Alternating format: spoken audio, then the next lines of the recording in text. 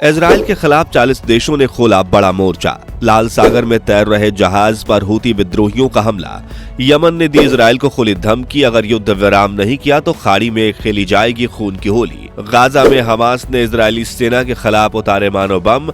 अस्पतालों में हुआ रॉकेट युद्ध। डर से थर थर कांपने लगे इजराइल के 20,000 सैनिक।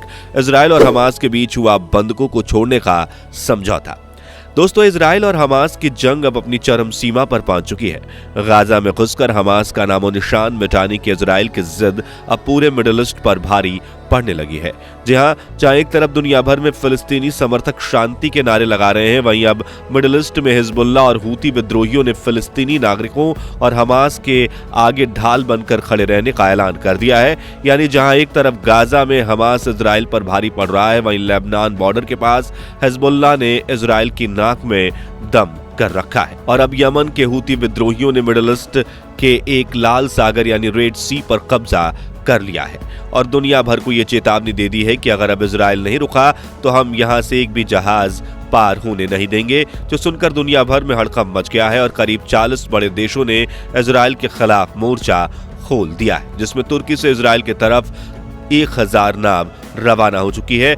तो पूरी डेवलपमेंट क्या है, चलिए जानते हैं। लेकिन उससे पहले शांति चाहने वाले हर फिलिस्तीनी समर्थक इस वीडियो को लाइक कर दीजिए। सबसे पहले तो एक बड़ी घटना की बात करें तो कुछ समय पहले यमन के हूती विद्रोहियों ने इजराइल के खिलाफ जंग का ऐलान कर दिया था, लेकिन 2000 किलोमीटर दूर बैठकर हूती विद्रोही क्या कर लेंगे, इस सोच से इजराइल ने उन्हें नजरअंदाज कर दिया था। लेकिन अब मिडिल ईस्ट के रेड सी यानी कि लाल सागर से एक ऐसी खबर निकल कर आ रही है जिसने इजराइल और अमेरिका की रातों की नींद उड़ा दी है। इस एक्सक्लूसिव फुटेज में आप देख पाएंगे कि लाल सागर से गैलेक्सी लीडर नाम का एक जहाज गुजर रहा था, तभी एक हेलीकॉप्टर इस जहाज के ऊपर मंडराने लगता है, जिसके पिछले वाले रैंप पर 2 झंडे लगे हुए हैं। पहला है यमन का झंडा और दूसरा है फिलिस्तीन का झंडा।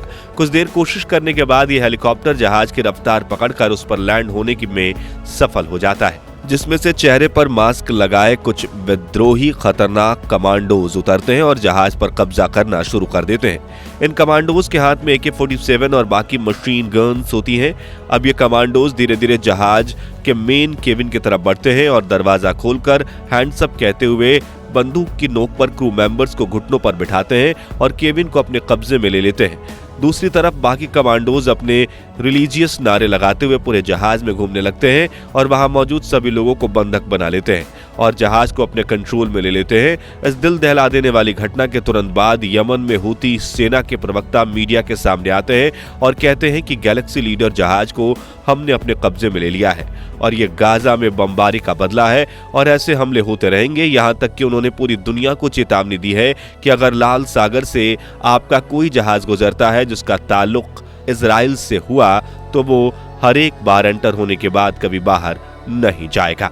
लेकिन इसी बीच इजराइल ने यमन को ललकारते हुए कह दिया है कि इस शिप से तो हमारा कोई लेना देना ही नहीं है। दरअसल गैलेक्सी लीडर जहाज के मालिक को रे कार कैरियर्स नाम की कंपनी के साथ जोड़ा गया है और कहा जा रहा है कि यह कंपनी इजराइल के व्यापार अब्राहम रामी उनगर के द्वारा शुरू की गई थी। इसलिए हूती विद्रोहियों को लगा कि यह जहाज इजराइल का है, लेकिन असल में इस जहाज के मालिक एक ब्रिटिश कंपनी है और इस वक्त ये जहाज एक जापानीज कंपनी के कंट्रोल में है और जापान लगातार यमन से रिक्वेस्ट कर रहा है कि हमारे जहाज को छोड़ दो। दूसरी तरफ गाजा में वॉर फ्रंट की बात करें तो IDF गाजा में जितना अंदर जा रही है उनका हाल उतना ही बेहाल होता जा रहा है, क्योंकि गाजा के चप्पे चप्पे पर जमीन के नीचे बनी सुरंगों में हमास के लड़ाके छुपे हुए हैं, जो पहले तो RPG से हमला कर रहे थे लेकिन अब सीधा मानव बम बनकर इजरायली सेना को गले लगाने के लिए दौड़ चले जा रहे हैं। इस बीच इजराइल ने अब अल-शिफा हॉस्पिटल के बाद इंडोनेशियन हॉस्पिटल को भी चारों तरफ से घेर लिया है और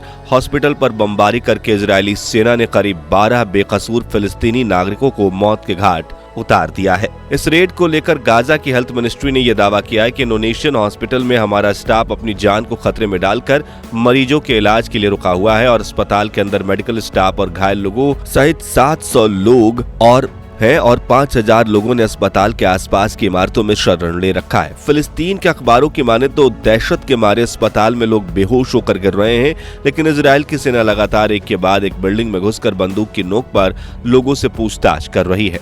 दोस्तों, हॉस्पिटल और मस्जिदों में अटैक करने की इजराइल की हरकत इंसानियत का गला घोंट रही है। इसी वजह से यूनाइटेड नेशंस लगातार इजराइल को रुकने के लिए कह रहा है, लेकिन आईडीएफ का कहना है कि हमास ने इन्हीं हॉस्पिटल और मस्जिदों में अपना अड्डा बना कर रखा है और उन्हें खत्म करने के लिए हमें ये कदम उठाने ही पड़ेंगे।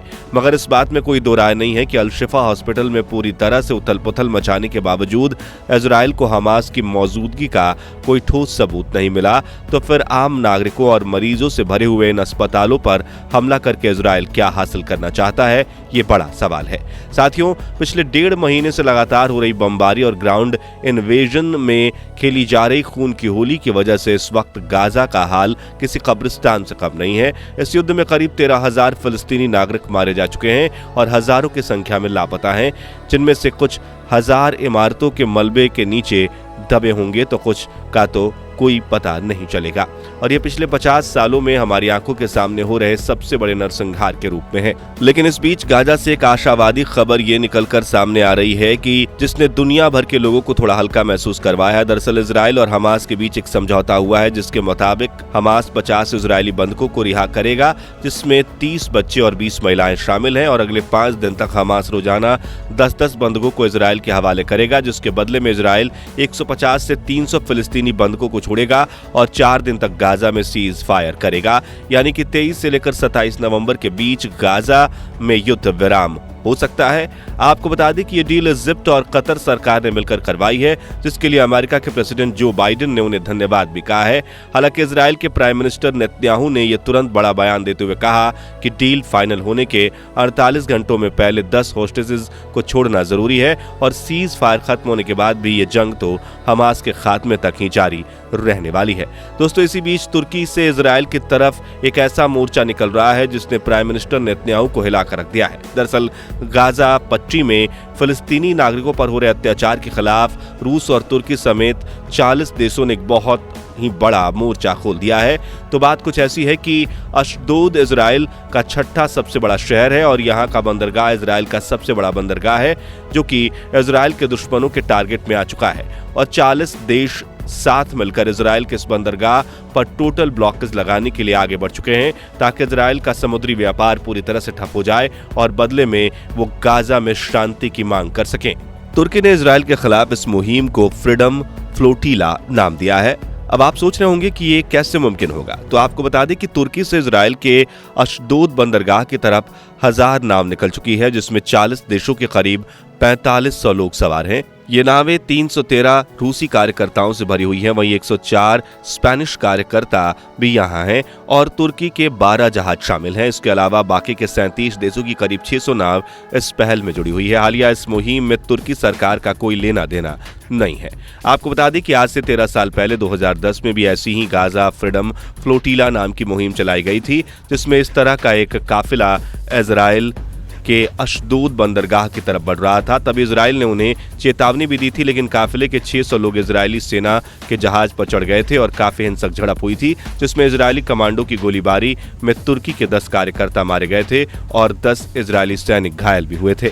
लेकिन आखिर में अपने बंदरगाह के खिलाफ हो रही इस गतिविधि को इजराइल ने नाकाम कर दिया था। तो अब देखना यह है कि इस बार इजराइल के खिलाफ फ्रीडम फ्लोटिला सफल होता है या नहीं। तो दोस्तों, इजराइल और फिलिस्तीन में आप किसका समर्थन करते हैं और क्यों, इस बारे में अपनी महत्वपूर्ण राय हमें कमेंट्स में बताइए। और बिना मिर्च मसाला लगाए वीडियो में बताई गई सटीक जानकारी आपको पसंद आई हो तो जल्दी से इसे लाइक और शेयर करके हमें सपोर्ट कीजिए। साथ ही देश दुनिया से जुड़ी ऐसी खबरों के लिए हमारे चैनल को सब्सक्राइब करके पास वाली घंटी जरूर बजा दीजिए। धन्यवाद।